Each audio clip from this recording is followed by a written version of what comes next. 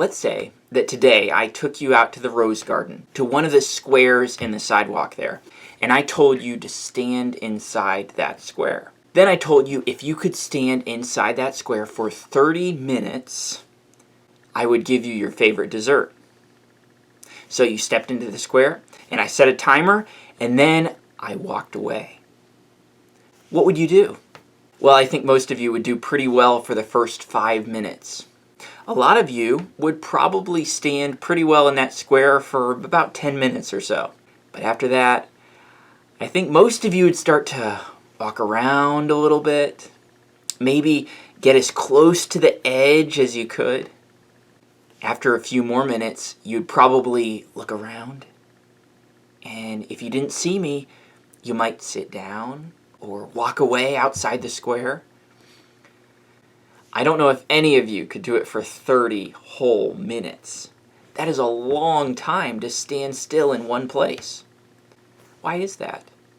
Well, it's because most of us don't have very much self-control. We like to do what we want to do. We don't want to do hard things. That's because we have a sin nature. We're selfish. Now, what if you sat down for most of the time, but then you managed to stand up in time for me to show up? And I asked you, did you stand in the square for the whole 30 minutes? What would you say? Well, I hope you'd tell the truth, but every one of us would be tempted to lie, right? We would want to lie so that we could get that dessert. Why is that?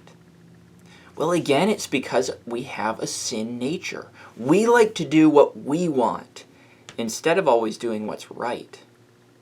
That's why we sin, because our hearts care about ourselves more than about God. We care more about doing what will please us than doing what's right. And that's a problem. That's why sin is such a big problem. The Bible tells us that all of us have sinned. Do you know what sin is? It is breaking God's law. It is doing, saying, or thinking things that God hates. God hates things like lying and hurting other people and stealing. He also hates it when we're selfish, when we're unthankful, or when we're disrespectful. I'm thankful that the Bible says in Romans 5:8 that while we were yet sinners, Christ died for us. We are all sinners. We all do things that we want instead of what God says. We're going to learn about sin tonight in our Frontline classes and why it's such a problem. And I hope that you'll learn that you are a sinner too. That's bad news. But it's important for all of us to know. And next week, we'll talk about some good news for all of us sinners.